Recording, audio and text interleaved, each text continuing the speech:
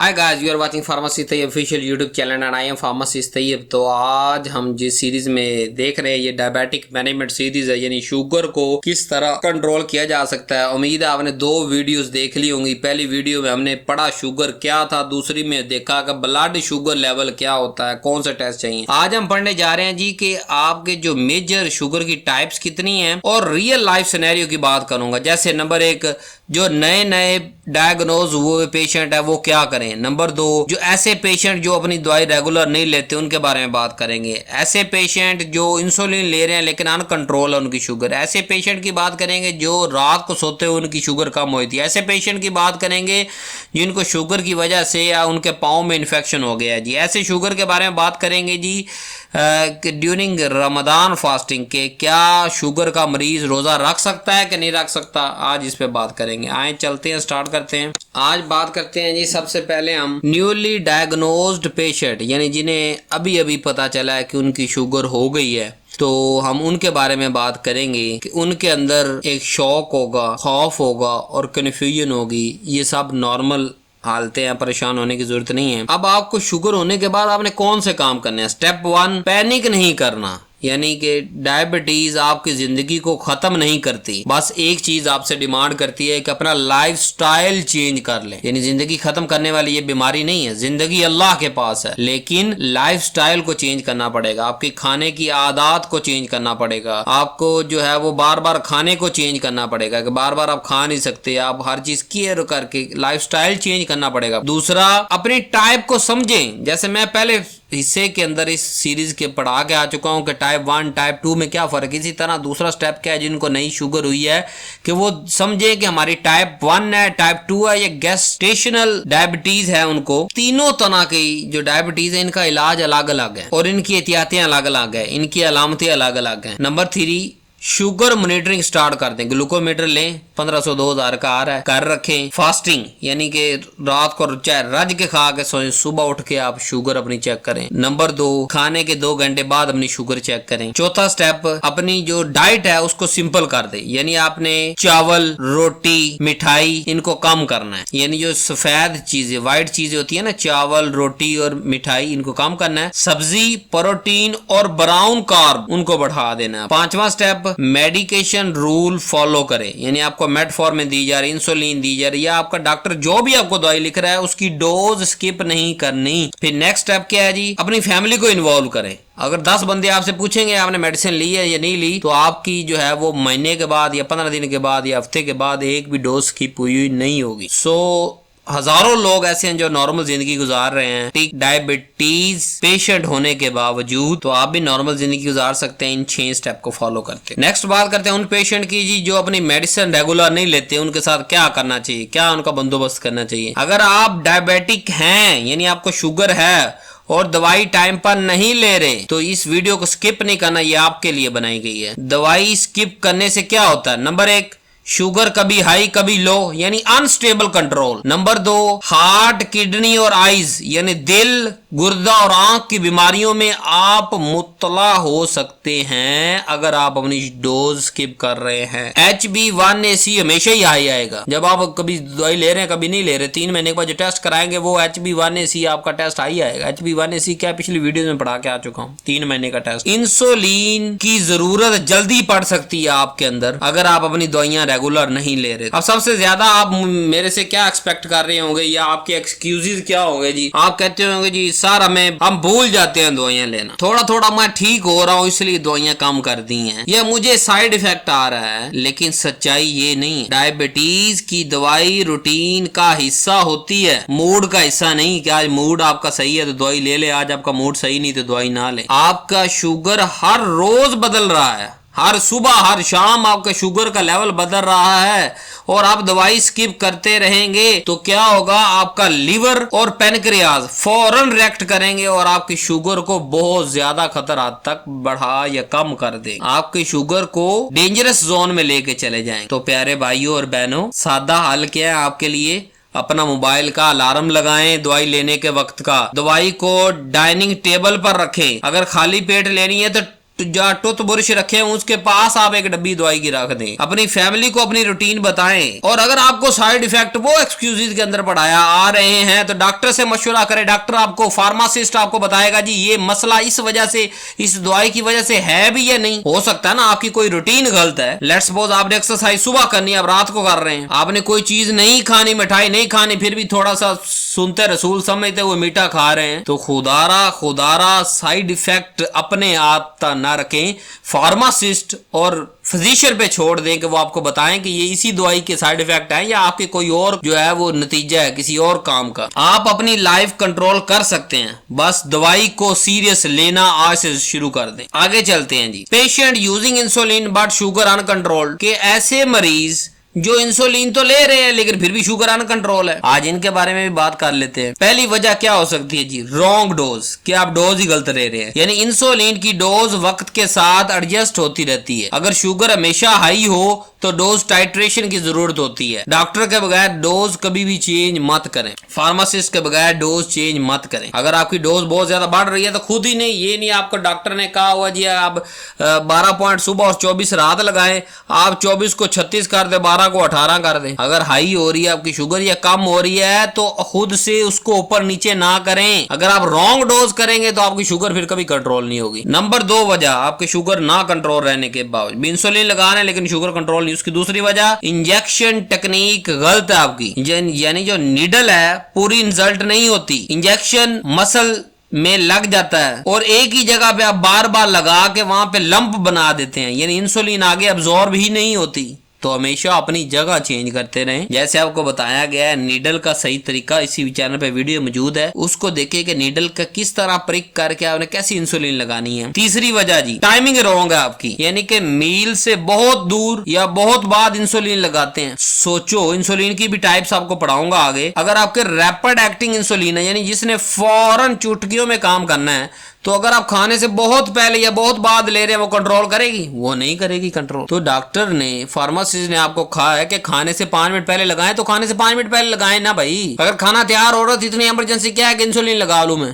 पहले दस्तरखान लगने दे, खाना आपके सामने आ गया, 5 मिनट आपके पास, इंसुलिन लगा के खाना खा लें आप। अगली वजह आपकी डाइट आउट ऑफ कंट्रोल है जी। इंसुलिन शुगर को मैनेज करती है, लेकिन अगर ओवर ईटिंग, धक्की आएंगे सारा दिन खाई आएंगे, या वाइट कार्ब या बेकरी आइटम की जान नहीं छोड़ेंगे तो ये इंसुलिन पर ओवरलोड हो जाएगा। तो इंसुलिन आपकी काम, यानी शुगर बहुत ज्यादा हाई है, हमने आपको कहा ना कि मिठाई नहीं खानी, डॉक्टर ने कहा है कि बेकरी की आइटम नहीं खानी। जो इंसुलिन की दवाई आपको बताइए वो रोटी के हिसाब से बताइए कि एक रोटी सुबह एक रात और इतने आपने पॉइंट इंसुलिन के लगा देने।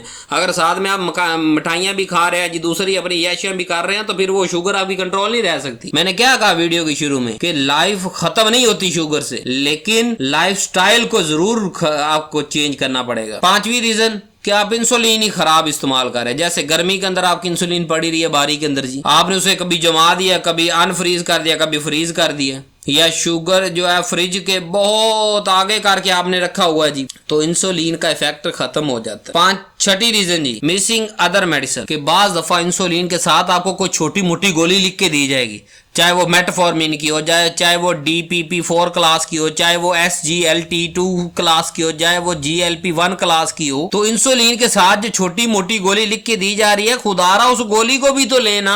आपकी डोज गोली प्लस इंसुलिन दोनों को एडजस्ट करके बताई जा रही है कि 10 पॉइंट उसके, 20 पॉइंट उसके, और साथ में एक गोली ये लेनी है 2 टाइम, या 1 टाइम ये दोपहर में लेनी, या सुबह खाली पेट लेनी उठते हुए। तो आप अगर वो गोली मिस कर देंगे तो सिर्फ इंसुलिन लगाते रहेंगे, फिर भी आपकी शुगर कंट्रोल नहीं रहेगी। तो ये 6 वजूहात थी जिसकी वजह से अगर आप इंसुलिन लगा भी रहे हैं तो तब भी आपकी शुगर कंट्रोल नहीं होती है। इन 6 में से जो भी आपकी वजह, आप उसको खत्म करें और आपकी इंसुलिन काम करना शुरू कर देगी। इंसुलिन फेलियर का मतलब पेशेंट की गलती नहीं, सिस्टम को सही से ट्यून करना होता है। यानी जो ये 6 गलतियां इनमें से आप अपनी दूर करें जो भी आपको है। अगली पेशेंट की सिनेरियो जी, patient experience hypoglycaemia at night, रात में सोते सोते उसकी शुगर लो हो गई है। ऐसे मरीजों के बारे में बात करते हैं कि रात को शुगर बहुत ज्यादा गिर जाना, जो कि डायबिटिक पेशेंट के लिए बहुत डेंजरस होता है। इसकी आम कॉमन साइन क्या है जी? रात को पसीने आना, डर या परेशानी से उठ के बैठ जाना, धड़कन का बहुत ज्यादा तेज हो जाना, भूख लगना, कमजोरी होना, कंफ्यूजन होना, सुबह सर दर्द और शुगर का हाई बहुत ज्यादा हाई हो जाना। और जब रात को शुगर कम होगी, सुबह आप ज्यादा खाएंगे, जब ज्यादा खाएंगे तो फिर शुगर हाई हो जाएगी, फिर रात में शुगर कम रही, सारा दिन हाई रहेगी। तो रात को कम नहीं होना, हमने बचाना है। क्यों होता है ऐसा, पहले ये देख ले। नंबर 1, इंसुलिन की डोज आपने ज्यादा लगा दी। मतलब आपको कहा कि आपने 1 रोटी खानी है या इतना सलाद खाना है, इतना रायता खाना है, फिर साथ में इंसुलिन कितने मिकदार, आपने ना रायता खाया, ना सलाद खाया, ना ही पूरी रोटी या जितनी आपको रोटी 1, 1.5 आधी कई आपने नहीं खाई, उससे कम खाई, और लेकिन इंसुलिन पूरे यूनिट लगा दिया आपने। दूसरी वजह रात को हाइपोग्लाइसीमिया होने की, क्या आपने डिनर बहुत कम किया या बिल्कुल ही छोड़ दिया, इंसुलिन लगा ली लेकिन डिनर नहीं किया। तीसरी गलती कि आपने ये ज़हन में सोच लिया कि मैंने जब बेड टाइम पे जाना है तब इंसुलिन लगानी है। और बाबा, रात को जब खाना खाना है ना बाबा, तब आपने इंसुलिन लगानी है। जब आपको पढ़ाया जा रहा है, सिखाया जा रहा है कि दोपहर का खाना छोड़ दें, तो आप छोड़ देना भाई। हम क्यों कह रहे हैं, आपके लाइफस्टाइल क्यों चेंज करवा रहे हैं। जिस टाइम आपको इंसुलिन लगाने के लिए कहा जा रहा है वैसे ही लगाएं, क्योंकि वो इंसुलिन उसी वक्त ही काम करेगी, उससे पहले या उससे बाद, या खाना ना खाने बगैर इंसुलिन लगाना या खाना खा के इंसुलिन ना लगाना, आपको इंसुलिन से होने वाली आपकी आंख, आपका गुर्दा, आपकी नर्व, ये 3 चीजें डैमेज होने का खतरा बढ़ जाएगा। फिर अगली वजह रात को इंसुलिन सोते सोते कम होने की, एक्सरसाइज रात को करना। किस समझदार ने आपको, अक्लमंद ने कह दिया कि रात को सोते हुए जो है वो जिम में जाएं, आप जो है सोने से पहले जिम जाएं और एक्सरसाइज करें। बाबा, इंसुलिन सुबह लगानी हो, एक्सरसाइज सुबह करनी होती है, रात को नहीं करनी होती। फिर अल्कोहल यूज, जब आपको शुगर हो चुकी है फिर भी आपने अल्कोहल यूज, यानी लाइफस्टाइल चेंज करने के नाम पे आपको नहीं करना आपने, तो फिर शुगर कैसे कंट्रोल रहेगी। अब आपको करना क्या है, याद रखें ये बातें, ताकि आपकी रात को सोते हुए इंसुलिन कभी कम ना हो। नंबर 1, सोने से पहले अपनी शुगर चेक करें, क्या वो 100 से 140 के दरमियान में है। सुकून से सोएं बाबा, सुबह उठेंगे तो आपकी शुगर कंट्रोल आएगी। दूसरा, अगर शुगर लो साइड पे हो तो स्मॉल स्नैक करें, यानी कि 1 रोटी खा लें, आधी रोटी खा लें, कुछ बिस्किट खा लें, कुछ दही खा के सोएं ताकि रात को शुगर कम ना हो। फिर अगर ऐसा बार बार रोज हो रहा है कि आप रोज रात को चेक करते हैं, आप हालांकि आपने इंसुलिन सही टाइम पे लगाई, रोटी सही टाइम पे खाई, गोली अपनी खाई, फिर भी रात को आपने चेक किया आपकी इंसुलिन कम जो है वो आपकी शुगर कम थी, तो आपको कोई स्नैक खा के सोना पड़ रहा है, फिर रोज स्नैक खा के सोना पड़ रहा है, एक्स्ट्रा स्नैक लेना पड़ रहा है, तो फिर आप डॉक्टर के पास जाएं, फार्मासिस्ट के पास जाएं, उससे दोबारा कंसल्ट करें कि मुझे भाई टाइमिंग और डोज दोबारा एडजस्ट करके दो, मुझे नहीं ये सूट कर रही टाइमिंग और डोज। हम कहते हैं लो डॉक्टर ने कल तो डॉक्टर के पास गए थे, आज क्यों जाऊं। ओ बाबा, जब आप आधा घंटा, आधा एक हफ्ता जो है आप तंग हो चुके हैं एक्स्ट्रा स्नैक खा खा के, या एक जो है पूरा हफ्ता आपकी रात को इंसुलिन कम रह रही है, तो डॉक्टर को विजिट कर लेना। ये बात याद रखे, कोई भी MBBS डॉक्टर या कोई भी फार्मासिस्ट है, हफ्ते के अंदर आपने दोबारा उसको फीस पे नहीं करनी होती, 15 दिन के अंदर दोबारा फीस पे नहीं करनी होती। आप उसको जाए, उसे जी मुझे डोज एडजस्ट कर दें, बात खत्म, वो दोबारा आपको एडजस्ट कर देगा। हाँ, जब आपने जाना ही 3 महीने के बाद, तब तो उसने फीस लेनी है ना। एक्सरसाइज को अगर रात को कर रहे हैं तो उसको सुबह पे ले, सुबह करनी होती है एक्सरसाइज। और साथ में अपनी जो हाइपो किट है, जो मैंने आपको बताया, काफी सारी चीजें बताई उसमें पिछली वीडियोस में, कोई एक चीज इसमें लेनी है, 1 चम्मच शहद का पानी में घोल के ले लें, 2-3 ग्लूकोज की गोलियां अपने पास रखें, वो खा लें, बिस्किट, जो चीजें आपको बताई मैंने, ताकि रात को अगर आपको महसूस भी हो तो ये आप रात में इस्तेमाल कर सकें। तो अगर रात को बार बार हाइपोग्लाइसीमिया हो रहा है, यानी हफ्ते में 7 दिन के अंदर 6 दिन आपको हाइपोग्लाइसीमिया हो रहा है, तो इंसुलिन डोज डेंजरस हो सकती है आपके लिए। मतलब उतनी इंसुलिन की डोज नहीं चाहिए जितनी आपको लगाई जा रही है। तो डॉक्टर कोई फरिश्ता तो नहीं है, डॉक्टर कोई मशीन तो नहीं है जो आपको आंखों के साथ, रोबोट के साथ स्कैनिंग करे और आपको एग्जैक्ट डोज निकाल दे। डॉक्टर के बाद 2-3 दफा जाना पड़ेगा और फिर आपको सारी जिंदगी अपना लाइफस्टाइल चेंज रखना पड़ेगा। मतलब 1-2 साल तक आपकी इंसुलिन सही से चल रही है और सही से आपकी शुगर कंट्रोल हो रही है, फिर वो पुरानी रूटीन पे आ जाए, 2 पिनिया सुबह, 4 लड्डू दोपहर, 10 रोटियां रात को खा के सोए। नहीं बाबा, जिस दिन आपका डायबिटीज हो गई उस दिन से लेके मरने के दिन तक आपने अपनी शुगर खुद कंट्रोल करनी है। अगर आप अपना पाँव कटने से बचाना चाहते हैं, अगर आप अपनी आंखों की नज़र कमज़ोर होने से बचाना चाहते हैं, अगर आप गुर्दे की इन्फेक्शन से बचना चाहते हैं, अगर आप अपने दोनों गुर्दे ज़ाया नहीं करना चाहते, अगर आप अपने पट्ठों में खिंचाव या नर्व डैमेज जो होते हैं, नर्व क्या है, नर्व सादी ज़बान के अंदर आपकी वायरिंग है। अगर किसी जगह पे वायरिंग खराब हो जाए, वहां का बल्ब या पंखा चलेगा? नहीं चलेगा। इसी तरह आपके बॉडी के अंदर जो नर्व आपके जिस हिस्से के डैमेज हो गए शुगर की वजह से, आपकी गलती की वजह से, तो वहां वो चीजें नहीं चलेंगी, वो आपको महसूस नहीं होगा। तो शुगर को कंट्रोल रखें और हर 3 महीने के बाद HB1AC करवाएं। हफ्ते में 2-3 दफा सुबह उठ के आप जो खाली पेट शुगर चेक करें, कभी कभी रैंडम चेक करें, कभी कभी खाने के 2 घंटे बाद चेक करें। मैं नहीं कहता रोज सारे टेस्ट करें आप, लेकिन हफ्ते में 2-3 दफा तो खाली पेट चेक हो सकता है, एक आधी दफा खाने के बाद चेक हो सकता है, 3 महीने के बाद लेबोरेटरी के अंदर HbA1c जाके चेक हो सकता है, ताकि आपको पता चले पिछले पूरे साल के अंदर मेरी अगर मतलब HbA1c 7 से ऊपर ही आ रहा है आपका हमेशा, इसका मतलब पूरा साल आपने बेड़ा गर्क कर दिया। आपको और एहतियात की जरूरत है, आपको और डोज कैलकुलेशन की जरूरत है, आपको और खाने की ध्यान देने की तरफ जरूरत है। तो ये सीरीज इसीलिए बना रहा हूँ ना, ताकि आपको समझ आ सके आपकी कंडीशन के मुतालिक। दुनिया की हर कंडीशन इस वीडियो में डाल रहा हूँ। क्यों डाल रहा हूँ? आप अपनी कंडीशन ढूंढे और उसको बार बार सुने। नेक्स्ट पेशेंट की बात करते हैं जी, patient with diabetic foot infection के ऐसे मरीज जिनको शुगर थी और बाद में पांव पे जख्म हुआ और वो फैलता फैलता पांव कटने तक पहुंच गया। कटने से बचाने, और आपको अगर शुगर के मरीज हैं और अपना पांव कटने से बचाना चाहते हैं तो इस वीडियो को देखें जी। सबसे पहली बात, शुगर में नर्व वीक होती है। मैं बता रहा हूं आपको, आंख, गुर्दा और नर्व आपकी वायरिंग वीक हो जाती है, दर्द कम महसूस होता है और फिर वहां पे ब्लड भी कम जाता है। तो अगर पांव के ऊपर जख्म था और वो सही से ठीक नहीं हुआ, क्योंकि वहां पे आपको दर्द नहीं होगी पांव पे, आप उस तरफ ध्यान भी नहीं देंगे, वहां ब्लड भी नहीं जा रहा, वहां जल्दी से इन्फेक्शन भी कंट्रोल नहीं होगी, रिकवर भी नहीं होगा। ठीक है, तो अगर कोई ऐसे साइन आ रहे हैं, इसको आपने इग्नोर नहीं करना। कौन सा? पैर पे छोटा सा कट या कोई छोटा सा दाना या सूजन या लाल निशान, या पांव में से बदबू आ रही है, या जो है वो पानी या बुलबुले या रेशे से भरे आपके पाँव है, या चमड़ी ब्लैक होके आपकी उतर रही है, पेन आपको कम हो रही है, यानी जख्म बड़ा लग रहा है अभी किस्म का, लेकिन दर्द आपको नहीं हो रही, तो इसको आप अपने लिए खतरा समझे और इसको इग्नोर ना करें। ये क्यों डेंजरस है? सबसे पहले ये बात कर लेते हैं, क्योंकि जब पेशेंट को दर्द नहीं होती, इन्फेक्शन चुपके चुपके बढ़ता रहता है और बढ़ते बढ़ते जाके हड्डी को जफ्फी डाल लेता है। जब गोश्त से इन्फेक्शन बढ़ते बढ़ते हड्डी की तरफ चला जाता है ना, उसके बाद फिर हड्डी काटना ही आखिरी हल होता है, चाहे वो 1 फुट की हड्डी कटवा ले या पूरी टांग कटवा ले। अल्लाह ना करे, मैंने ऐसे मरीजों को देखा जिन्हें कहा गया कि यार आप नीचे वाला ये का एक जो है 3 इंच का पाँव कटवा लें ताकि आपका बाकी पाँव बने। नहीं, उन्होंने पूरा ही कटवाया 6 माह के बाद। तो आप क्यों नहीं इसकी तरफ तवज्जो दे सकते? मुझे तो ये समझ नहीं आती। जब आपको बताया जा रहा है आगे क्या करना है, जरूरी क्या है जी? रोजाना अपने पाँव चेक करें सोते हुए, पाँव के नाखून काटने हैं, ध्यान से कटें। ये ना हो कि नेल कटर के साथ में मांस भी आप काट रहे हैं, क्योंकि आपको दर्द तो हो नहीं रही, नर्व आपकी डैमेज है। जूते सख्त ना डालें, सॉफ्ट जूते रखें। ये ना हो कि जूते का लागा लगे, लागा पंजाबी में समझते हैं ना, जूते की वजह से जख्म हो जाए उसे जूते का लागा कहते हैं। पैर को खुश्क रखें, गीला ना रखें, बार बार पानी के अंदर ना भिगोए रखें। अगर जख्म है तो उसका घर पे ट्रीटमेंट ना करें, फौरन डॉक्टर के पास जाएं या जो वाउंड केयर क्लिनिक्स हैं उन पे जाएं और इसकी फौरन से ट्रीटमेंट ले और पूरा अपना पाँव कटने से बचाएं। याद क्या रखना है कि जो डायबिटिक फुट इन्फेक्शन है, यानी कि शुगर के मरीजों के अंदर जो पाँव के जख्म की इन्फेक्शन है, वो अगर शुरू में अगर आपको पता चल जाएगी तो 100% ट्रीटेबल है, आपका पाँव बच सकता है। लेकिन अगर लेट करेंगे तो फिर कटना आपका नसीब के अंदर लिख दिया गया। आज की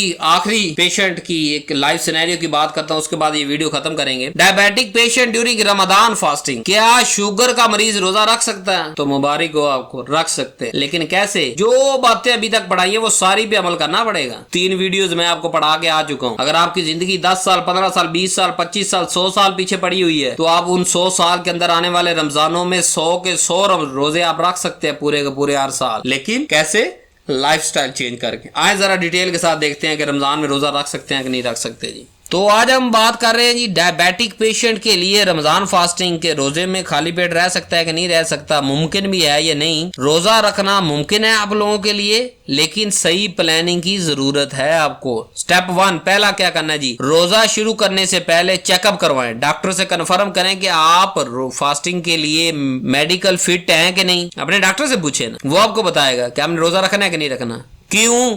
क्योंकि 3 अलामतें ऐसी हैं, अगर 3 कंडीशन अगर आपकी है तो आप रोजा नहीं रख सकते। नंबर 1, टाइप 1 अनस्टेबल, कि आपको टाइप 1 है और अनस्टेबल, आप उसकी ध्यान ही नहीं दे रहे। 4 माह से आपकी 4 साल से आपकी दवाई चल रही है, आप तवज्जो नहीं दे रहे। प्रेग्नेंट डायबिटिक, कि बच्चा भी होने वाला और शुगर भी हो गई है आपको, फिर भी आप रोजा नहीं रख सकते। और अगर आपकी किडनी डिजीज और साथ में शुगर भी है आपको, आप रोजा नहीं रख सकते। तो इन 3 अलामतों के अलावा अगर आपको डायबिटीज 2 है या आपकी कंट्रोल है डायबिटीज, यानी टाइप 1 नहीं है लेकिन स्टेबल है, तो आप रोजा रख सकते हैं। ठीक है। दूसरा स्टेप क्या है जी? मेडिसिन टाइमिंग को एडजस्ट करना पड़ेगा, सहरी और अफ्तारी की तरफ जाना पड़ेगा। तो मेटफॉर्मिन, इंसुलिन और दूसरी मेडिसिन को सहरी प्लस अफ्तारी टाइमिंग के मुताबिक डॉक्टर एडजस्ट कर देता है। जब आप जाएंगे ना रमजान से पहले तो एडजस्ट करवा लें कि मैंने सहरी में कौन सी लेनी, अफ्तारी में कौन सी लेनी। ये तो मैं एग्जांपल दे रहा हूँ ना यहाँ पे, जो आपकी मेडिसिन आपके पास लिखी हुई है। और दूसरा, खुदारा डॉक्टर से ये कहना शुरू करे कि हमें फार्मूला लिख के दे, ब्रांड की तरफ ना भागे। उन्हें काका तू फार्मूला पैसे भरे ना, तेन 3000 तेरी फीस भरी है ना,